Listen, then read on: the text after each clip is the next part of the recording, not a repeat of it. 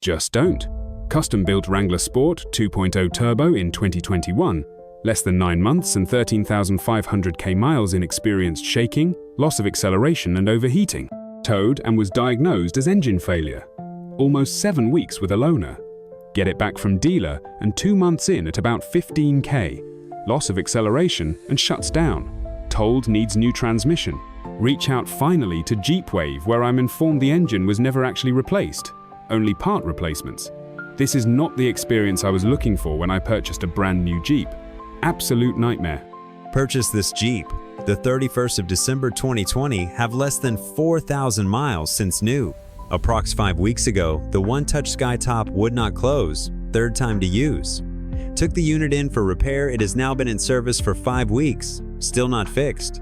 I escalated to customer care 4 weeks ago. Last week, I requested the unit be repurchased as a lemon. Since I no longer have any faith in the Jeep, nor the ability for Chrysler to fix issues that may arise. This is my dream vehicle and a retirement gift to myself. I'm 6'02", and I have plenty of room for my legs and knees. It has plenty of options to upgrade, and the best part of this vehicle is the engine. 2.0 Li4 DOHC turbo engine with start-stop. This feature can be manually shut off if you don't care for it. Unless you're going to be hauling a very heavy load or doing serious off-roading, you should buy the 6-cylinder engine.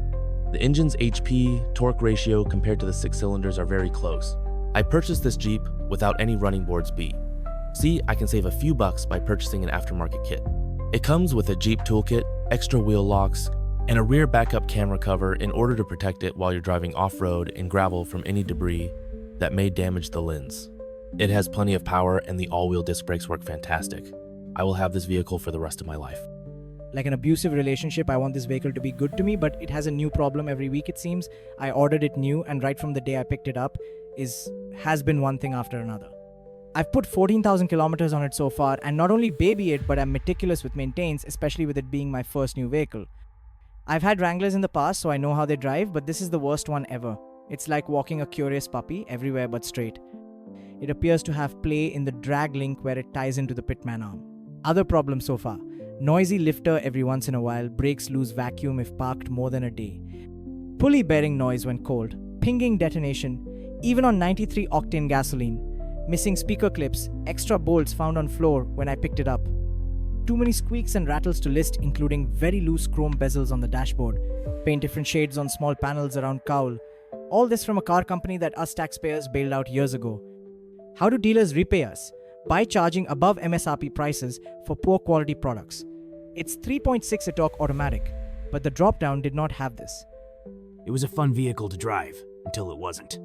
I have owned 2 prior 2-door Wranglers previously. Purchased this one to order, and I received it in September 2020. Now only has 5K miles. It has not been driven off-road, just on normal roads. Now all of a sudden, it needs constant correction to drive straight! Yes, it was taken to the dealer twice, and the alignment checked, and other tweaks done, to which they didn't believe they fixed the problem. So we brought in Jeep Cares, the hope that they would care about their actual customer, especially a customer who has owned multiple Jeep, Dodge, and Chrysler products over the years. So far, we are back at the same dealer, who doesn't know what to do with it, or knows exactly what is wrong, and it has sat on the lot for a week. So we talked to our Jeep Cares rep, who called the dealer, whose response was to drive it to the other side of the parking lot to sit. So far, our confidence has dropped in Jeep. If you want a Wrangler, maybe you will get lucky. If you end up with one with a problem, good luck. I am beyond upset. The Jeep Wrangler Unlimited has been on of me dream cars. So finally, the high altitude came out with SkyTouch. I said, that's it, I'm buying one. 14,000 miles later, I hear a clicking noise every time I turned. My ball joints were torqued wrong. 56 compared to 70. Told everything is fine and good. 3 weeks later, I have a severe death wobble on the highway. Luckily, I was not hit by anyone. I finally came to a complete stop. The dealership told me the steering damper needed to be replaced. Yeah, okay, quick fix, but under warranty okay. 1 week later, squeaking on right front. Now my right shock is bent from the death wobble. Another week later, here grinding. Now my rotors need to be replaced. Another week later, there is squeaking in the back while tires are rotating. Well, finally, a few employees gave me the truth. Since 2020, Chrysler has been pushing vehicle out as fast as possible. Jeeps have become prettier with better features. But take the body off. They are non-permissible content removed underneath. The cheapest parts you can find on a vehicle. It's sad because they will ruin their reputation because of the non-permissible content removed production. I am still waiting for my vehicle back. I love my Sarge Green Willys Sport 2-door V-6 with manual. I researched my build options to death before custom order. It looks and feels like a mean green Jeepin' machine. It also fits nicely in my garage. I'm an empty nester, so 4-door was out. I like the 2-door looks better. She zips and punches nicely, straighten the curves, flatten the hills. I love my Jeep. It's roomy, solid body, and has backup camera. I have the soft top. I love that I can push it back to the second roll bar by myself. The ride is much smoother than older models.